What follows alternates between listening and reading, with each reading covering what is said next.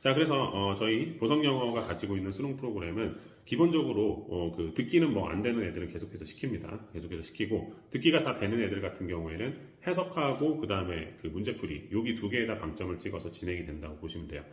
일반적으로 그 보성영어 같은 경우에는 교과서를 암기하는 프로그램은 저희는 가지고 있지 않습니다. 저희는 영작을 가르치는 학원이에요. 그래서 구문 독해를 하고 나서 영작을 시키는데 이렇게 영작을 시키는 걸로 이제 영어 실력도 향상시키고 또 아이들이 공부하는 시간도 좀 줄여주고 이렇게 하는 거죠.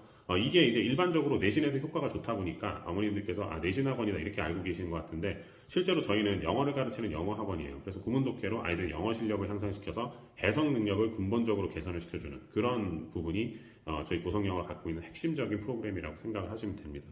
그래서 일반적으로 저희 학원 같은 경우에는 다른 학원에서 특히 암기를 위주로 시키는 그런 학원에서 영어에 학을 띄었거나 아니면 아무런 성과를 좀 거두지 못했거나 이랬었던 아이들도 저희 학원에 오면 생각보다 적응을 잘하고 점수도 잘 나오고 이렇게 하는 게 접근 방식 자체가 어머니들이 보시기엔 비슷해 보일 수도 있어요. 막 얘가 뭘 쓰고 있으니까. 하지만 절대 암기하는 방식이 아니고 원리를 알려준 다음에 영작시키는 방식이기 때문에 좀 많이 다르다고 보셔야 돼요.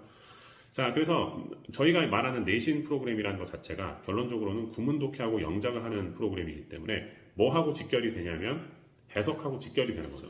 그래서 아이들이 계속해서 내신 공부를 하면서 영어 실력을 꾸준히 키울 수 있다. 이렇게 생각을 하시면 돼요. 대부분의 아이들이 또 많이 실패를 하는 이유가 뭐냐면 그 자기가 이제 더 이상 내신이 필요 없다. 내신이 안 나오니까. 그러니까 나는 수능만 보고 가겠다. 이렇게 판단하는 애들이 있거든요. 저는 이거는 거의 필패라고 봐요. 자, 수능이 마지막에 기다리고 있어요. 수능을 보겠다. 지금 중간고사, 기말고사도 제대로 공부를 못하는 친구들이 그래갖고 성적이 잘 안 나오는 친구들이 나중에 이 수능 하나의 목표를 정말 이것만 보고 열심히 정말 공부를 해갖고 달성을 할 수 있다고요? 그거는 정말 좀 많이 힘든 얘기예요. 예, 그거는 좀 많이 힘들고 특히 우리 아이가 공부를 조금 띄엄띄엄 하는 경향이 있다. 이렇게 될 경우에는 우리 아이가 굳이 수능만 사실 지금 생각할 수밖에 없는 상황이다. 내신이 그렇게 필요하지 않은 상황이라고 하더라도 중간고사, 기말고사를 따라가면서 꾸준히 영작하는 거 있잖아요. 이게 굉장히 크게 도움이 됩니다. 그렇게 했을 때 아이가 시험이기 때문에 긴장하는 마음으로 어느 정도 열심히 하게 되고 그렇게 열심히 한 것들이 이제 자기의 영어 실력에 반영이 되고 그러면 그걸 나중에 문제풀이에다 활용을 할 수 있게 되고 이렇게 되는 거죠.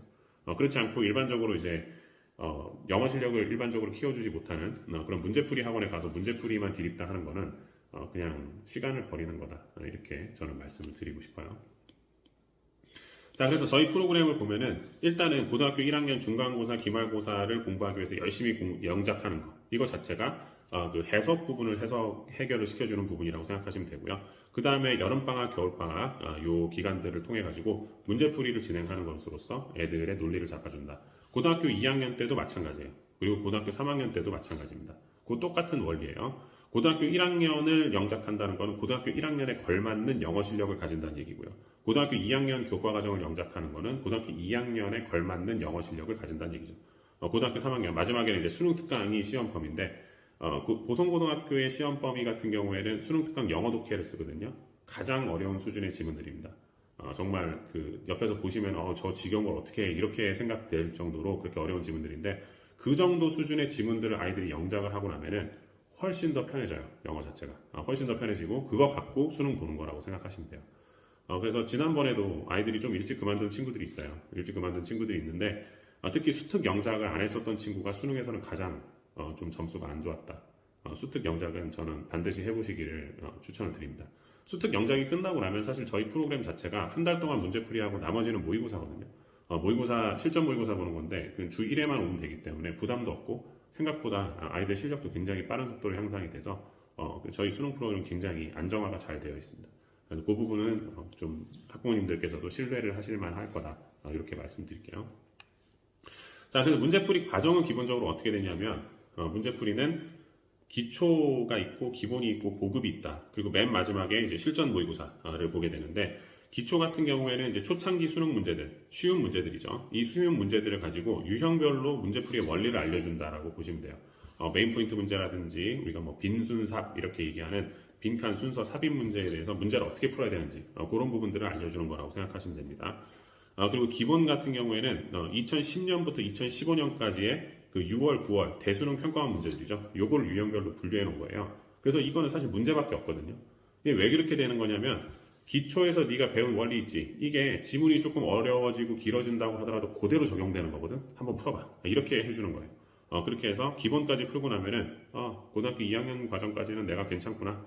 근데 이제 고3 과정에는 정말 괴물 같은 지문들, 일부러 못 풀게 만들려고 만들어 놓은 그런 문제들이 굉장히 많거든요.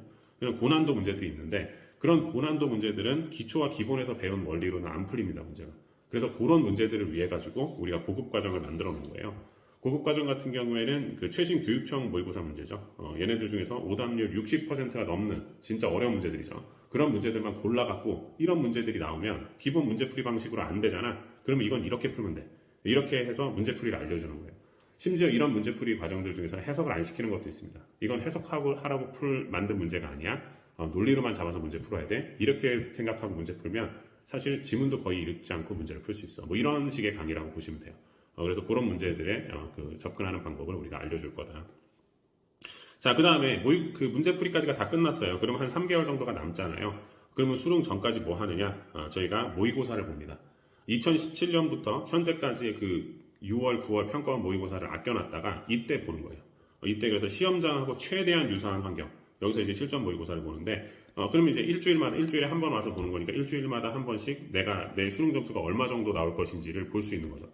그리고 실전과 같은 상황에서 문제를 푸니까 그거 자체가 나한테 실전 경험을 가지게 해주는 것도 있지만 내가 약한 유형이 있으면 바로 나와요. 나는 이 유형이 약하구나. 그러면 거기에 해당되는 문제만 추가적으로 더 풀어보면 됩니다.